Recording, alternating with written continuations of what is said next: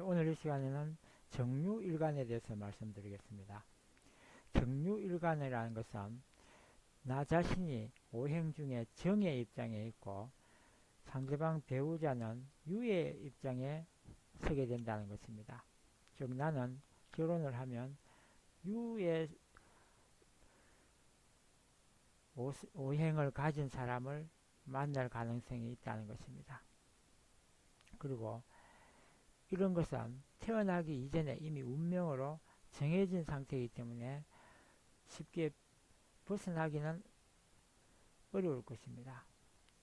그리고 나와 육친 관계를 잘 살펴보고 적절히 대처해 나가는 것이 좋을 것입니다.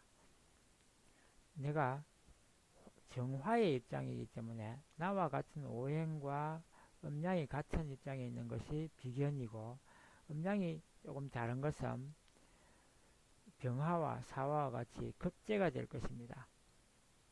그리고 나를 극하는 수는 관성이 되고, 극하는 입장에서 나와 음양까지도 같으면 그것은 편관이 되고, 음양이 다르면 정관이 될 것입니다. 편관보다는 정관이, 음양이 다른 것이 더 좋은 작용을 할 것입니다. 그리고 이런 것을 관성이라 하고, 극을 당하는 입장을 관성이라고 하는 것입니다. 나와 상극이라고 해서 무조건 나쁜 것이 아니라 어떤 것은 내가 극함을 받는 것이고 어떤 것은 내가 극을 하게 되는 것입니다. 내가 반대로 극하게 되는 것을 재성이라 하고, 그 재성에는 음양이 같은 편재가 있고 또 음양이 다른 정재가 있습니다. 그리고 상극관계가 아니고 상생관계에 있는 것도 있으니, 정화인 입장에서 목은 나를 낳아주는 인성에 해당합니다. 인성에는 정인과 편인이 있고, 또한 내가 낳아주는, 생하여주는 토의 기운을 식상이라 하고, 음양이 같은 식신과 음양이 다른 상관으로 구성될 것입니다. 사주팔자에 이 육친이 어떻게 들어오고 얼마만큼 작용하느냐에 따라 인생이 좌우되는 것입니다.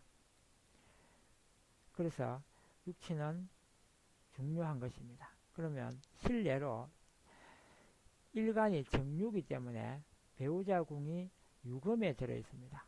그래서 배우자가 유금에 들어 있다는 것은 편재가 된다는 것이고, 그 편재의 입장에 사실은 배우자는 여성의 입장에서 본다면 정제가 가장 좋을 것입니다. 남성의 입장에서 볼 때 정제가 가장 좋을 것입니다. 그러나 정제가 아니고 편제로 들어와 있다 하더라도 치장간에, 유금에서는 치장간에 경과 신이 들어있기 때문에 정제와 편제로 치장간에 들어있게 됩니다. 그래서 좋은 배우자 궁에 좋은 재성이 잘 들어온 입장입니다. 남자 입장에서는 그렇고, 여자의 입장에서는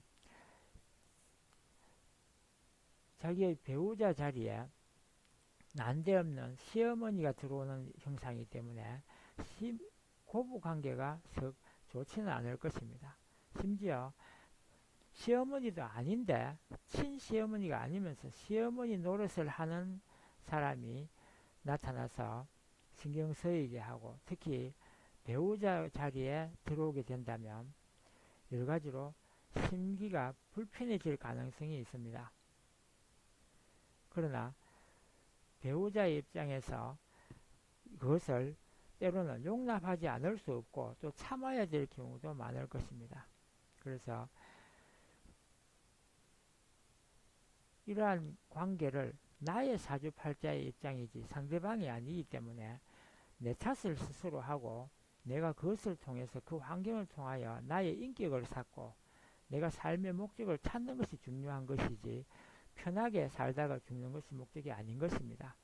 호의호식하고 내가 행복하게 살다가 죽는 것도 중요하겠지만, 그것보다 보다 중요한 것은 인생의 삶의 목적이 내가 인간이 되는 것입니다.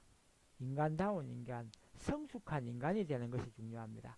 육친 관계를 통해서 내가 많은 인격을 수양하고 인격을 완성해 가는 것이 중요하다는 사실을 명심하시고, 무조건 좋고 나쁨을 떠나서 이 환경이 나에게 가장 내가 수양하기에 내 인격을 쌓아나가는데 가장 적합한 환경이라는 것을 믿고 늘 노력하는, 그럼으로써 인격을 성숙한 시민으로 완성해 나간다면 좋을 것입니다. 이상 정유일관에 대해서 말씀을 드렸습니다.